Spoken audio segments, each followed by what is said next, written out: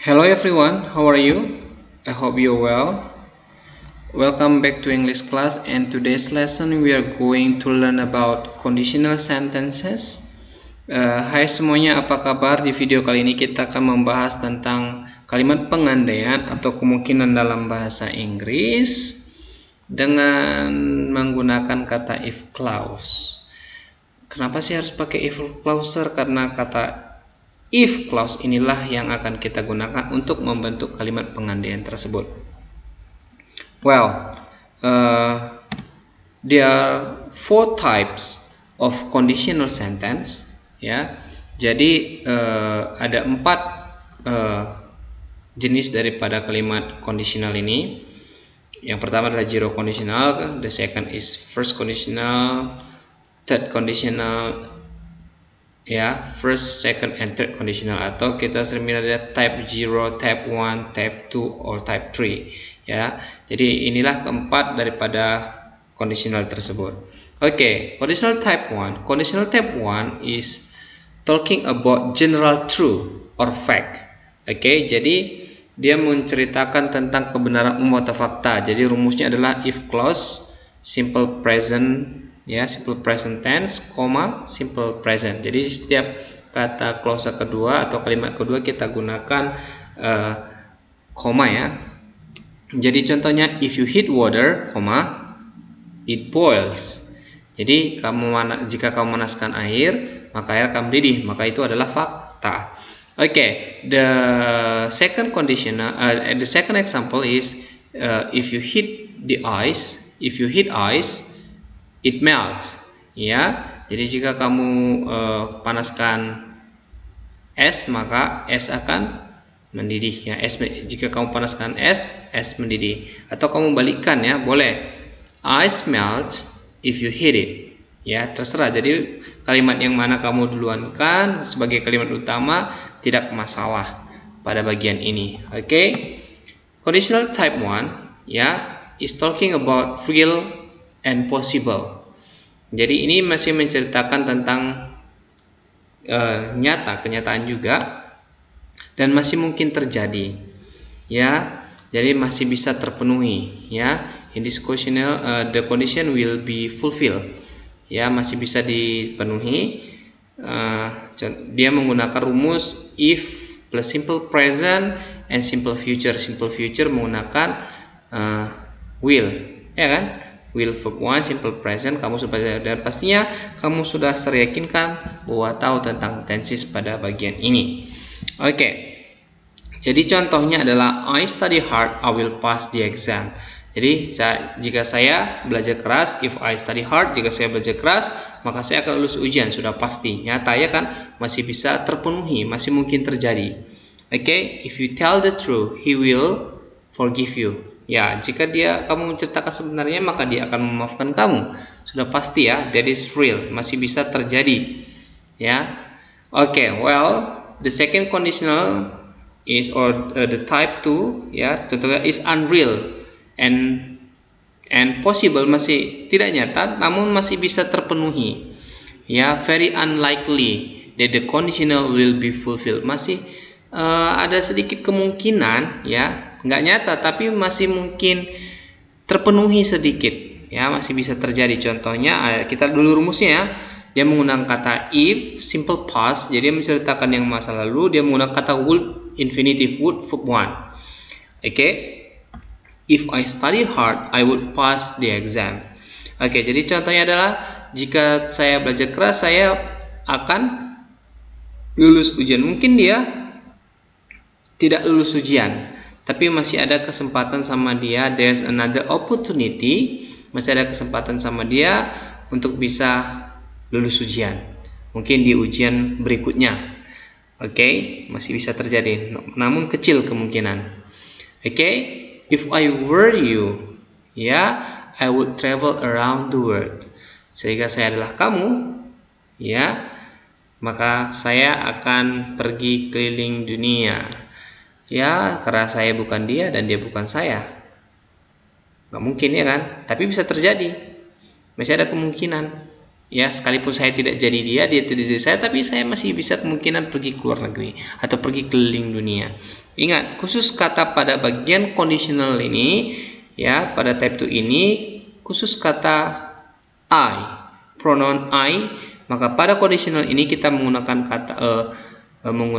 kata to be-nya pada kalimat past-nya, ya, itu adalah were. Jangan pakai was. Biasanya I was, ya kan? I was born. Nah, jadi kita di sini khusus kata I, maka kita pakai were, maka I were you. Oke? Well, conditional type 3 itu that is the situation, ya, situasi ini this conditional is talking about impossible, ya.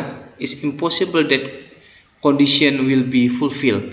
Jadi sangat mustahil kondisi ini bisa terjadi, ya, karena dia hanya memilih menceritakan di masa lampau. Contohnya dia sekarang sudah tua, dia berandai-andai seandainya masih muda, kan nggak mungkin terpenuhi. Kira-kira seperti itu. Jadi dia menggunakan rumus, yaitu adalah if plus past perfect. Past perfect kita menggunakan had verb 3, ya, dan menggunakan would have past perfect, have verb 3. Nah, have verb 3 juga kita menggunakan verb 3. Makanya saya bilang tadi sebelumnya, dari awal kamu harus sudah tahu tenses. Oke, contohnya if you had eaten your dinner, you wouldn't have been hungry. Jadi jika kamu tadi makan malam makananmu, jika kamu makan malammu, maka kamu pasti tidak akan lapar. Kira-kira seperti ini. Dia tidak makan makanannya dan makanannya sudah habis, jadi dia tidak bisa makan lagi. Jadi kan jadi dia pasti akan merasa lapar. Nggak mungkin lagi dia balik makan karena makanannya sudah tidak ada lagi, ya kan? Contoh yang kedua, if I had your phone number, I would have called you. Jika saya punya nomor, maka sudah saya hubungi. Situasinya mungkin seperti ini. Situasinya penting, genting, tapi dia tidak punya nomor, dan itu harus dilaksanakan di waktu yang sudah ditetapkan. Jadi sudah lewat, maka dia menceritakan, kalau tadi ada nomormu, udah aku telepon, kau hubungi ini, ya. Jadi sudah berlalu, nggak ada lagi gunanya. Kalau sekarang pun dia sudah tahu, nggak ada lagi gunanya, ya, jadi nggak bisa lagi diulangi karena dia menceritakan yang di masa lalu. Oke, jadi conditional type 3 ini nggak mungkin terjadi. Oke, karena sudah impossible. Kalau type 0 dia menceritakan fakta. Kalau type 1 dia masih menceritakan yang nyata juga, namun masih bisa yang nyata dan masih bisa terpenuhi. Kalau type 2 dia masih bisa terjadi, ya, namun masih bisa terpenuhi, namun kecil kemungkinan. Kalau type 3 itu sudah impossible. Oke, tidak mungkin lagi. Your homework, tolong kerjakan, please do the exercise, ya, this exercises, ya, kerjakan latihan ini. Saya tunggu jawabannya dan kirim ke nama pribadi sir. Tapi I would like to give you more explanation about conditionalnya. Saya masih mau bagikan lagi tentang conditional, yaitu adalah reminder. Last week we learned about imperative sentence. Jadi ini adalah salah satu juga di dalam khusus kata conditional, dia juga bisa digunakan digunakan untuk mengingatkan or remind, ya, to remind someone. Dia menggunakan rumus, yaitu adalah if simple present, have to, dan must.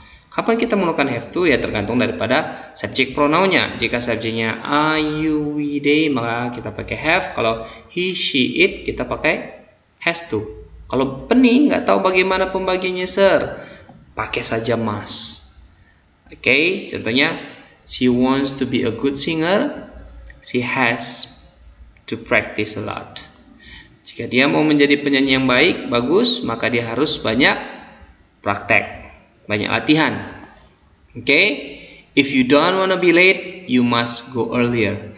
Maka kamu harus berangkat lebih awal kalau nggak mau terlambat, kan gitu. Jadi kita harus mengingatkan dia. Kita menggunakan khusus kata to reminder, kita pakai kata bantu have to dan has to. Oke.